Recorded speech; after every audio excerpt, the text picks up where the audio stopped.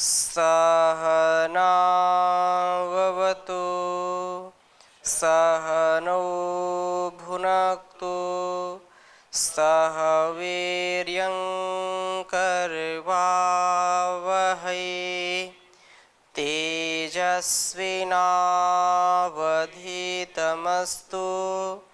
मा विद्विषावहै। ओम शांति शांति शांति।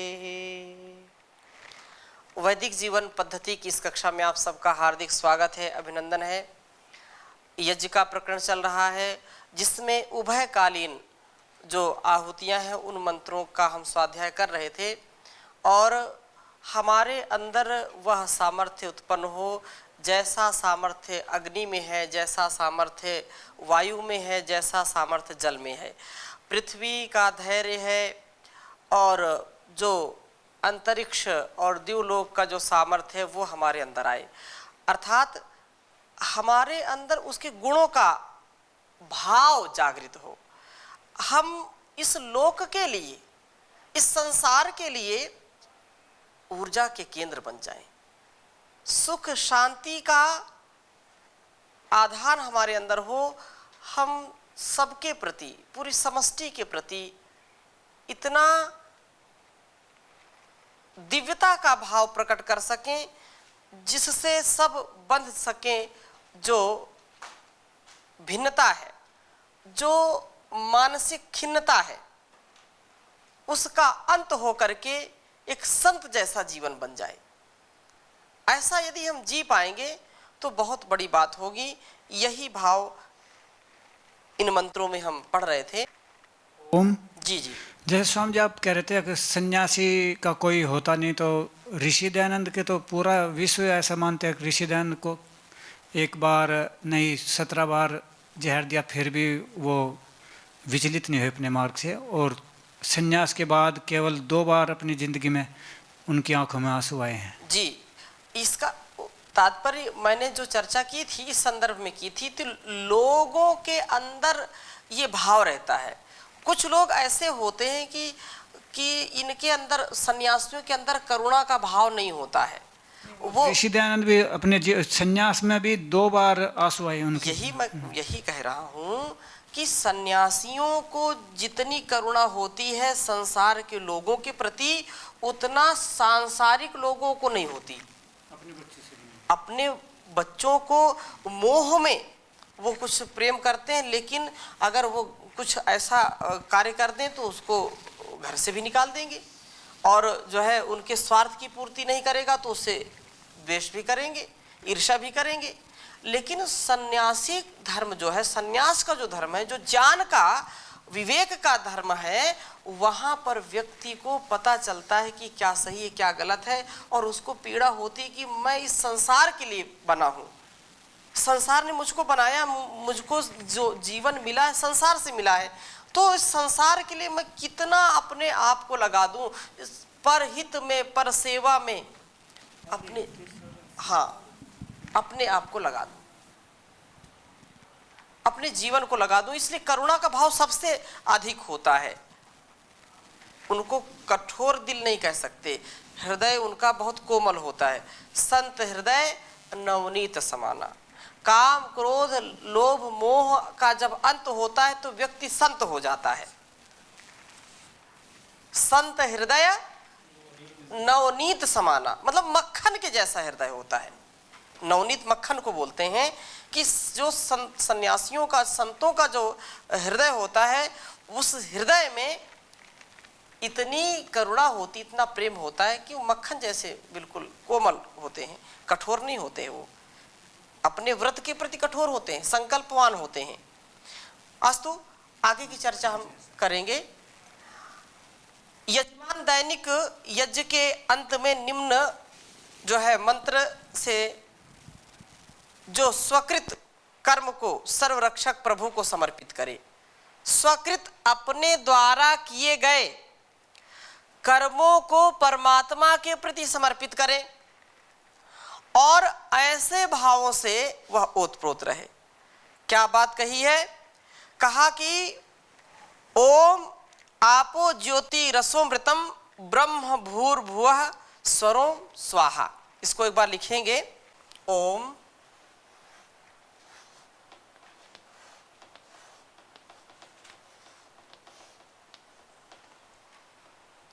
आपो ज्योति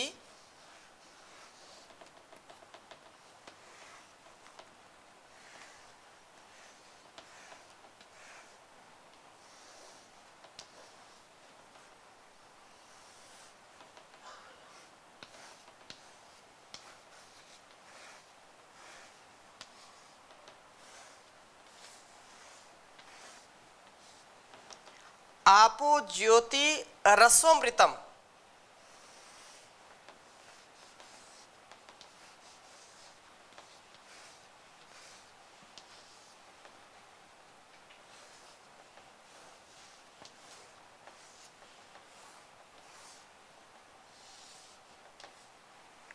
रसोमृतम ब्रह्म भूर्भुवः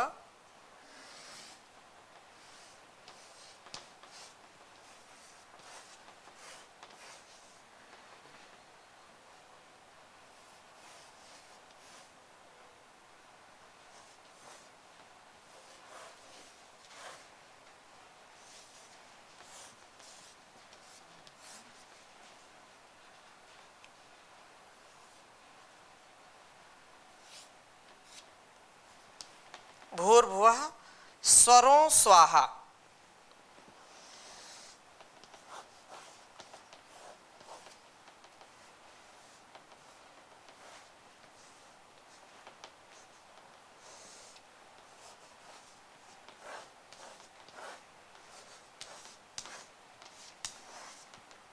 उच्चारण करेंगे, ओम आपो ज्योति रसोमृतम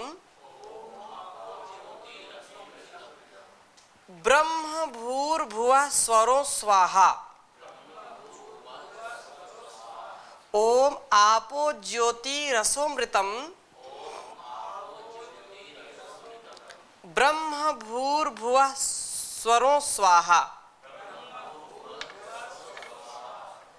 इसका अभिप्राय समझने का प्रयास करते हैं कि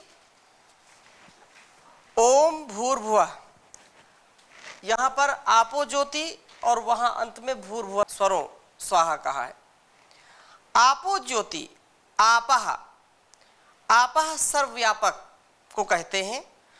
आपः सर्वव्यापक, ज्योति सर्व प्रकाश स्वरूप, रसः, रस आस्वादन स्नेहनयोः, इस अर्थ में प्रयोग करते हैं। तो रस का तात्पर्य क्या? सबसे स्नेह रखने वाला। बहुत सुंदर बात कही। जो स्नेह शब्द आया है, रस, रस का जो धात्वर्थ है, रस आस्वादन स्नेह, स्नेहनयोः, स्नेह में आता है। तो इस से क्या हुआ कि सबसे स्नेह रखने वाला, अमृतम नाश रहित, ब्रह्म सबसे महान, भूः प्राणवत प्रिय, भुवः दुखों को दूर करने वाला, और स्वः जो सुख स्वरूप है, सुख का दाता है, सुख पुंज है। ओम, वह सबका रक्षक परमात्मा प्रभु, उसके लिए स्वाहा, यह आहुति देते हैं, उस पदार्थ से ही हम समर्पित करते हैं। अर्थात कहने का आशय ये है कि हे प्रभु, आप सर्वव्यापक हैं, सबसे स्नेह रखने वाले हैं। परमात्मा का किसी से कोई वैर नहीं है, किसी से कोई ईर्ष्या द्वेष नहीं है, उसके लिए सब बराबर हैं। जैसे माता पिता के लिए सभी संतानें एक समान होती हैं, तो उस परम पिता परमेश्वर के लिए हम क्या हैं? सब समान हैं। सब से वह उतना ही स्नेह करता है, सबसे उतना ही प्रेम करता है। तो उसको कहा रसः, आप सबसे स्नेह करने वाले हैं और दयालु हैं, नाश रहित हैं, सबसे महान, प्राणों के समान प्रिय, त्रिविध तापों के हरने वाले हैं, आधि भौतिक, आधि दैविक और आध्यात्मिक। दुखों का हरण करने वाले हैं, आप सुख देने वाले हैं, सर्वरक्षक हैं। हे स्वामी, यह जो भी गुण इसमें गिनाए हैं, ये सभी भोग पदार्थ आपके ही दिए गए हैं, मतलब आपके द्वारा ही हमको मिले हुए हैं। मैं आपके दिए घृत आदि पदार्थ इस कार्य के द्वारा आपको ही समर्पित करता हूँ। यज्ञ में आहुति देते हैं तो जो भी सामर्थ्य उसने दिया है वह उसी को हम समर्पित कर रहे हैं, और आप ही हमारे जीवन धार हैं। यह जीवन को धारण करने का जो भी सामर्थ्य दिया है वो सब आपके द्वारा ही दिया गया है। आपकी दया से हमारा ये जीवन यज्ञी बना है, और जो हम यज्ञ कर रहे हैं वो भी आपके ही द्वारा दिया गया है। आपको ये सब कुछ समर्पित करता हूँ, मेरा इसमें कुछ नहीं है, आपके लिए ही मैं सारा समर्पण कर रहा हूँ। आपो ज्योति रसोमृतम ब्रह्म भूर्भुवः स्वरो स्वाहा। इस प्रकार से उस परमात्मा से हम प्रार्थना करते हैं, और वास्तव में वही परमेश्वर हम सबका रक्षक है, सबका भरण पोषण करने वाला है। तो आपो ज्योति रसोमृतम का क्रम इस प्रकार से, और हम थोड़ा सा इस पर चर्चा कर रहे हैं। ये जो चारों शब्द हैं, आपो ज्योति रसो अमृतम, पहले क्या है आपो, फिर क्या है ज्योति, फिर इसके बाद क्या है रसो, फिर इसके बाद क्या है अमृतम। ये चारों जो हैं उन चारों में जो प्रथम है, जिज्ञासु को ब्रह्म को जानना है, उस ब्रह्म जानना चाहता है वो, और उसका उपदेश प्रथम आपा शब्द से किया, अर्थात वह ब्रह्म सर्वव्यापक है, सर्वत्र रहता है ऐसा जानो। जो उस परमात्मा की खोज करता है उसके लिए उपदेश कर दिया कि आपहा, जैसे आपहा इस संसार में आपहा जल को भी कहते हैं, और जल जीवन है, जीवन ईश्वर से है। तो आपहा किसको कहते हैं, जल को कहते हैं, और जल सर्वत्र है, दिखाई नहीं पड़ता हमको, लेकिन जल क्या है सर्वत्र है। जल की जो स्थिति है, इतने कण होते हैं हम समझ नहीं पाते हैं। जो अपने को वातानुकूलित रखते हैं तो बाहर के जलीय कणों को वो समेटता है, कितनी भी धूप हो, कितना भी वो, जल तो रहता ही रहता है। कितनी लू चलती हो तो भी जल रहता है वायुमंडल में, और उसको खींचता है, खींच करके कमरे को ठंडा करता है, और उससे एक ओर से जल निकलता रहता है।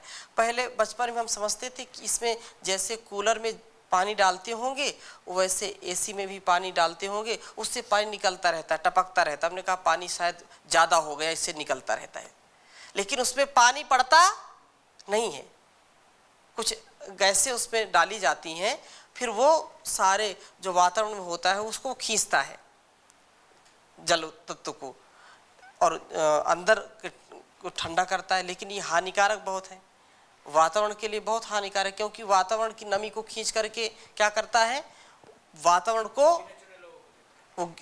कुछ लोगों को देता है, और बाहर के वातावरण को गर्म कर देता है, जिससे कुछ जो गैसें हैं और इस वायुमंडल को दूषित करती हैं, और जिससे ओजोन परत भी क्षरण को प्राप्त हो गई, जिससे ग्लेशियर पिघलने लगे, और भी बहुत सारे, इसको ग्लोबल वार्मिंग बोलते हैं। हाँ, पर्यावरण प्रदूषण। तो पर्यावरण प्रदूषण को बचाने का ये एक बहुत बड़ा उपाय है यज्ञ। यज्ञ को हम करेंगे तो निश्चित रूप से उस परमात्मा की प्राप्ति होगी, बहुत बड़ा साधन है ये, और वातावरण भी हमारा अच्छा रहेगा। तो जिज्ञासु पूछता है कि कोई वस्तु सब जगह मिलती है, ऐसा कहने से वह वस्तु ढूंढी नहीं जा सकती है। जिज्ञासु को यह उपदेश किया गया कि ज्योति ही, अर्थात वह ब्रह्म ज्योति स्वरूप है। वो क्या है, वह ज्योति स्वरूप है परमात्मा। और फिर जिज्ञासु पूछता है कि ज्योति तो इस सूर्य आदि भी हैं, क्या वे ही ब्रह्म है? क्योंकि वो ज्योति तारा भी है, टिमटिमाता तारा भी, उससे भी ज्योति मिलती है, चंद्रमा से भी मिलती है, सूर्य से भी मिलती है। तो जिज्ञासु पूछता है ज्योति सूर्य है तो क्या सूर्य परमात्मा है? तो उसको उपदेश किया गया कि रसा, अर्थात वह ज्योति ब्रह्म है, ज्योति रस है, जिसको पाकर के रस अर्थात आनंद की प्राप्ति होती है। रसो वै सह, रसो वै सह, परमात्मा रसमय है, आनंदमय है, आनंदी भवती जो है। फिर जिज्ञासु पूछता है कि आनंद तो धन पुत्र आदि की प्राप्ति में है। एक प्रश्न के ऊपर प्रश्न कर रहे हैं। फिर प्राप्त जो होता है तो क्या ये ब्रह्म है जो पुत्र के रूप में प्राप्त होता है या पुत्री के रूप में, या जो भी सगे संबंधी हैं जिनमें हमको सुख मिलता है, आनंद मिलता है, हम आनंद का अनुभव करते हैं, तब उनको उपदेश किया जाता है कि धन पुत्र आदि आनंद नहीं है, यह तो साधारण सांसारिक सुख है। और यह सांसारिक सुख जो है वो क्षणिक होता है। आनंद वह है जिसको पाकर के अमर हो जावे व्यक्ति। अतः यह समझ कि वह आनंद रूप प्रभु अमृतम है, वो अमृतत्व है, अमृतत्व की प्राप्ति कराता है। इस प्रकार से आपो ज्योति रसो अमृतम द्वारा ब्रह्म को समझाया गया है। समझना चाहिए। तैत्तरीय उपनिषद की चतुर्थ महाव्याहृति के संबंध में जो महा आदि आदित्य चंद्रमा अन्नम शब्द आए हैं, उनकी आध्यात्मिक व्याख्या इस प्रकार से करनी चाहिए। इसमें ब्रह्म विशेष्य और आपः ज्योति रस अमृतम ये चारों विशेषण है, जैसा कि अन्य जो है शास्त्रों में भी इस बात को कहा गया है कि आपः यहाँ पर जो है इसको काठक गृह भाष्य में कहा, काठक संहिता के, कि भू के द्वारा तत्र ब्रह्मेति विशेष पदम आपा इत्यादीनि चत्वारि विशेषण पदानी, जो यहाँ पर 4 विशेषण बताए हैं। और ब्रह्म एक प्रकार से ब्रह्म भू के द्वारा अग्नय ब्रह्मांड के अग्नि के लिए और प्राणय पिंड के लिए प्राण के लिए स्वाहा आहुति हैं। यह आहुति प्रदान अग्नय अग्नि के लिए और प्राणय प्राण के लिए। यह मेरा नहीं, ऐसा भाव जो यहाँ पर प्रकट किया है, ये मैं काठक गृह भाष्य की बात कर रहा हूँ इन्हीं मंत्रों के विषय में।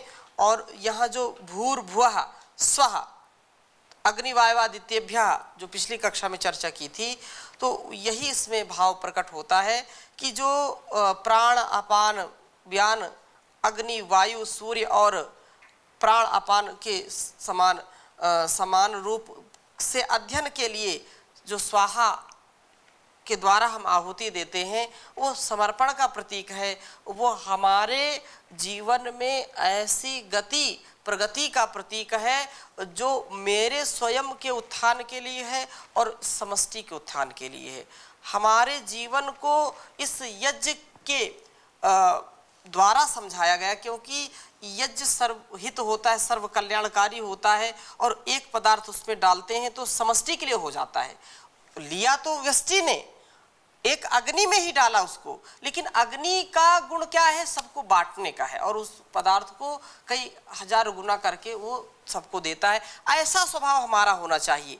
जैसा हम क्या करते हैं, भोजन करते हैं, भोजन ये हाथ में कोई फल मिल गया, लड्डू मिल गया या निवाला लेते हैं, और हाथ में रखने से क्या स्वाद मिलेगा? क्या रसगुल्ला हो लड्डू हो, हाथ में रखने से उसका स्वाद मिलेगा नहीं। उसको हाथ में रखने से हमारे शरीर की पुष्टि भी नहीं होगी। जैसे अग्नि जल रही है, यज्ञ कुंड में अग्नि हमने स्थापित कर दी, अग्नि जल रही है, लेकिन सामग्री चारों ओर हमने रख रखी है और हम उसको उसमें दे नहीं रहे, तो क्या उसका लाभ मिलेगा? इस वातावरण को उसका लाभ मिलेगा? क्या नहीं मिलेगा। जब उसको अग्नि में डालेंगे तो उसका कई गुना बढ़ करके इस समष्टि को मिलेगा। ऐसे ही हमारा शरीर भी यज्ञ कर रहा है, हाथ से भी हम यज्ञ कर रहे हैं। एक जो कहा कि यज्ञ देव पूजा संगतिकरण दान, ये एक अंगुली कुछ नहीं कर सकती है। यद्यपि कुछ ना कुछ करेगी, जैसे अग्नि जलाएं कुछ ना कुछ तो मिलेगा, लेकिन ये 5 जब अंगुलियां मिलती हैं तो हम बहुत कुछ इससे कर पाते हैं।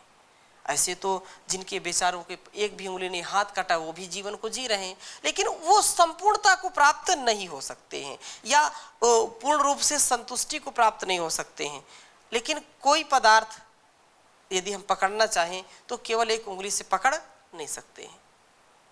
उसके लिए हमको 5 या कम से कम 4 अंगुली की आवश्यकता तो पड़ेगी।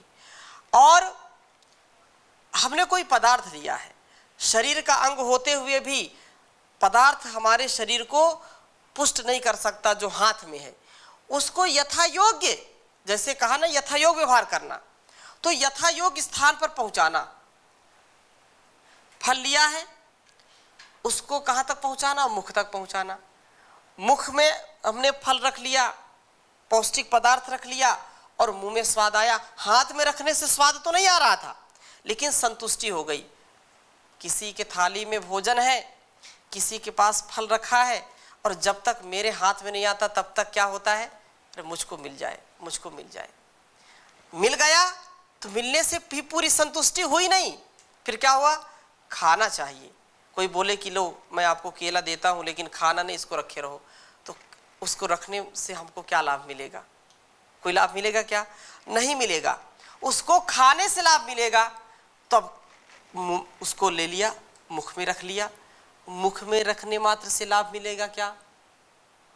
कोई भी पदार्थ है, हाथ ने तो दे दिया मुख में जाते ही यदि वह छोटा छोटा दांतों ने उसको नहीं करके नीचे नहीं भेजा तो उसका क्या लाभ है?